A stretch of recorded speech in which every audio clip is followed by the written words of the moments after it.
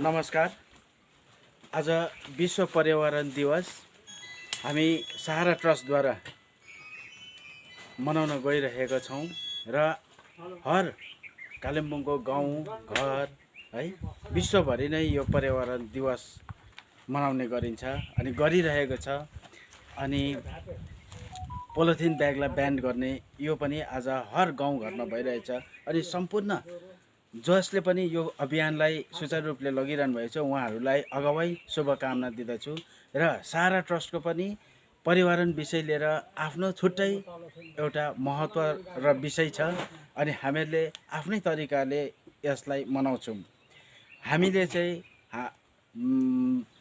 विश्वभरि नै जति अब हाम्रो इन्डियाभरि भारतभरि जति पनि एउटा सहरहरू छ है, बडे बडे सहरहरू छ, सहरहरूमा चाहिँ रुख उद्भिदहरू रोप्नु एउटा अनिवार्य छ। तर हाम्रो हिलमा चाहिँ रुखहरू त्यसै नै सिलिन्डरहरू घर घरमा चलाएर चाहिँ आजकल दाउरा घाँस पानी पात त्यो गर्दैनौँ। त्यसले गर्दाखेरि चाहिँ त्यसै पनि गाउँघरहरू हरियाली वन पाखा छ। अनि त्यसले गर्दाखेरि हामीले आज प्लान्ट रोप्यौँ भनेदेखिको लिएर चाहिँ एउटा वन विभागद्वारा हामीले पछि बादमा गएर काट्नु पाउँदैनौँ। त्यो एउटा उनीहरूको अनुशासन छ, उनीहरूले एउटा दिएको। त्यसले गर्दाखेरि हामी सहारा ट्रस्टद्वारा चाहिँ विगत वर्षदेखिको लिएर यो कम्सी फरेस्ट भिलेजमा चाहिँ एउटा व्यवसाय पनि होस् भनेर चाहिँ हामी फलफुलको उद्भिदहरू लगाउँछौँ। यसरी एप्पलको, निम्बुको, अनि जहाजी केराको अनि किवीको प्लान्टहरू ल्याएर हामीले उहाँहरूलाई एउटा व्यवसाय पनि गरिरहेछौँ गाउँघरमा। किनकि भविष्यको दिन आउँदो दिनहरूमा हाम्रो 5 वर्षको प्लानिङ विगत वर्षको हाम्रो प्लान्टहरू एकदमै राम्रो भएछ, हामीलाई खुसी पनि लागेको छ।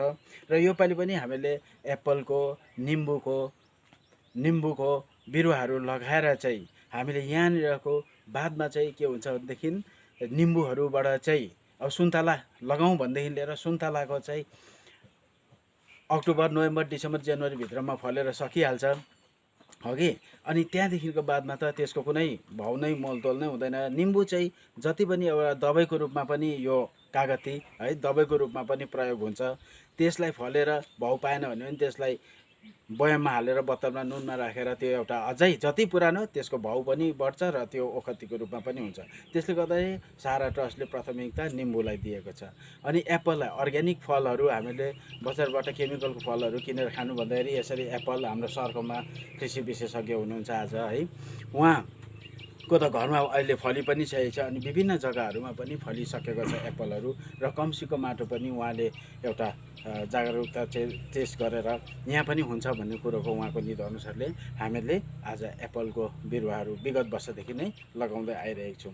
र जुन चाहिँ योपालि अब सहारा ट्रस्टको सम्पूर्ण सदस्यहरू उपस्थित छ विगत है, हाम्रो संरक्षक दिपारानी गुरामाहरू अनि हाम्रो वाइटी नाम्चु सर अन्त हाजी मुस्ताकजी अनि त्यहाँदेखि लिएर अमोसजी, हाम्रो नन्दिनी बहिनी अनि हाम्रो गुरामा म्यामहरू दुईजना, हामी सम्पूर्ण टिम आएर चाहिँ हामीले चाहिँ यहाँनिर चाहिँ विशेष एउटा व्यवसाय पनि होस् अगाडि बढोस् भन्ने उद्देश्यले चाहिँ हामी आज यहाँनिर यो फलफुलको बिरुवाहरू रोपिरहेका छौँ। धन्यवाद। र विशेष सबैलाई अभिनन्दन। सहारा ट्रस्टको जुन काम हुनु त अब सुन्नु त विगत 3-4 वर्षदेखि सुनेकै थिएँ। प्र्याक्टिकल पोहोर कम्सी फारस बस्तीमा आएर देख्नु पाएँ र मेरै हातले एप्पलको बिरुवा पनि रोप्यौँ। त्यो बिरुवा चाहिँ के भन्दा HRMN 99 भेराइटी। त्यो स्पेसली तपाईँहरूले गुगलमा खोलेर हेर्नु सक्नुहुन्छ। हरिमन शर्मा जो चाहिँ 20 वर्षमा रिसर्च गरेर निकालेको, त्यसमा 3टा भेराइटी छ। एउटा एकदम चिसोमा हुने एबभ 4000 फिट, एउटा 500 फिटदेखि अप टु 4000, एउटा छ मधेस। र उहाँको भेराइटी अहिले राजस्थान पनि फल्नु थाल्यो, यहीँ सिलगढी फल्नु थाल्यो। र विगत 7-8 वर्षदेखि त्यो संस्थासँग जोडिएर मैले पनि कालिम्पोङमा सुरु गरेँ। र अहिले प्राय लिङ्से, कागे, मण्डल गाउँ यो जुन एरिया छ होम्स माथि डुङ्ग्रा बस्ती तल रेली सुन्दुङ एप्पल हुँदैछ र कम्सीलाई चाहिँ जुन सारले छान्यो र मैले अगुवाई त्यति बेला शुभकामना पनि दिएँ। तर यहाँको जो किसान छ कमसेकम वर्षमा 2 खेप या 3 खेपको चाहिँ मिटिङ राखोस्।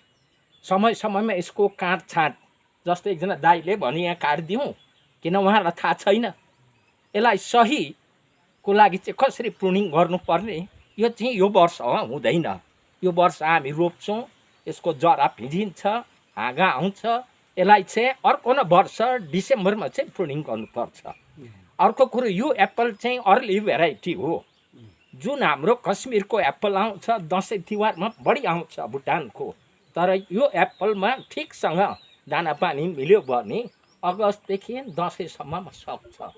त्यसो गर्दा के हुन्छ, हामीले फ्रेस एप्पलको भाउ पाउँछौँ।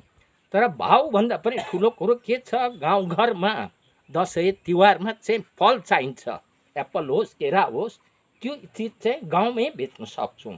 त्यसले गर्दा जुन अब सहाराको जुन एउटा लक्ष्य छ, मेरो पनि लक्ष्य त्यही छ कि कम्सी फारस बस्ती चाहिँ एउटा मोडेल बनियोस्।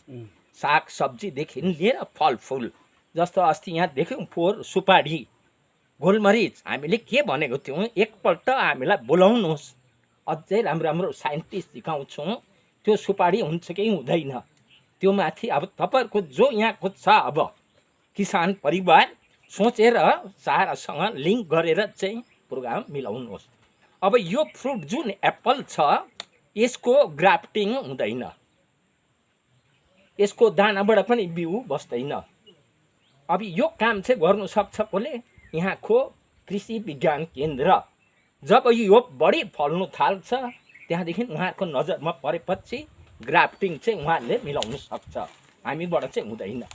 अर्को कुरो, सपोज यहाँ गाउँमा यो बोट